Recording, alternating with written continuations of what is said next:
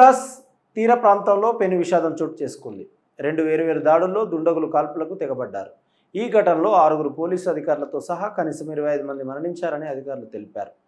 Public prosecutor కార్యాలయ ప్రతినిధి Yuri మోరా ప్రకారం మొదటి కాల్పుల ఘటన ఉత్తర హోండురస్లోని ట్రూజిల్లో మున్సిపాలిటీ సమీపంలో ఉన్న ఒక క్వారీలో జరిగింది. ఈ దాడిలో కనీసం 19 మంది కార్మికులు మరణించారు.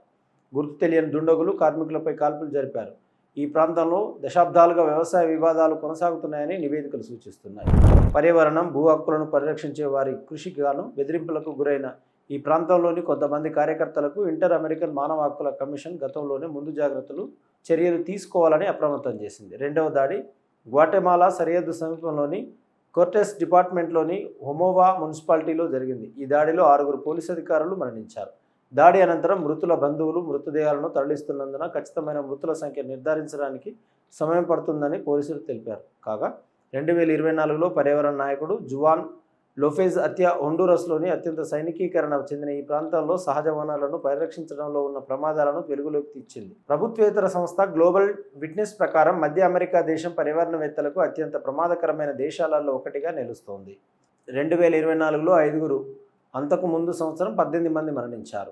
హైదరాబాద్లోని కేబీఆర్ జాతీయ పార్కు సమీపంలో చెట్ల నరికివేతకు వ్యతిరేకంగా నిరసన తెలుపుతున్న 5 పర్యావరణ కార్యకర్తల ఏకపక్ష అరెస్టు నిర్బంధంపై జాతీయ మానవ హక్కుల కమిషన్ ఎన్హెచ్ఆర్సీ సుమోటోగా విచారణ చేపట్టింది.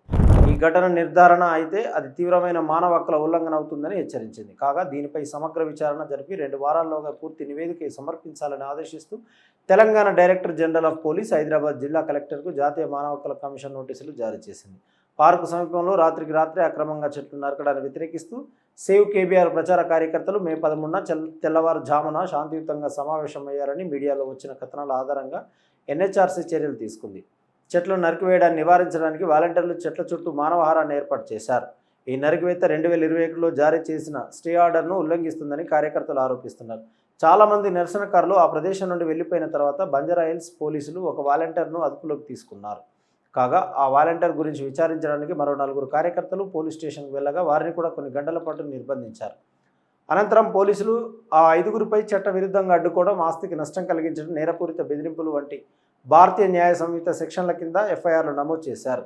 ఆ 5 తర్వాత బెయిల్పై విడుదల చేశారు. మీడియా నివేదికలు ఖచ్చితమైనవి అయితే ఈ సంఘటన శాంతియుత నిరసన హక్కుపైన తమ ప్రజాస్వామ్య హక్కులను వినియోగించుకుంటున్న పౌరులపై పోలీసు అధికారులు ఏకపక్షంగా ఉపయోగించడం పైన తీవ్ర ఆందోళనలు రేకెత్తిస్తుందని కమిషన్ అభిప్రాయపడింది. బంజారాహిల్స్, జూబ్లీహిల్స్లోని కీలక కూడళ్ల చుట్టూ 7 స్టీల్ ఫ్లైఓవర్లు, అండర్ పాస్లు నిర్మించాలని ప్రతిపాదించిన హెచ్సిటి మౌలిక సదుపాయాల ప్రాజెక్టుల కారణంగా కేబీఆర్ పార్కు వివాదం కేంద్రీకృతమై ఉంది. పర్యావరణవేత్తల ప్రకారం హైదరాబాద్లోని అత్యంత సున్నితమైన పట్టణ అడవులలో ఒకటైన ఈ ప్రాంతంలో ఈ ప్రాజెక్టు కారణంగా వేలాది వృక్షాలను నరికివేశారు.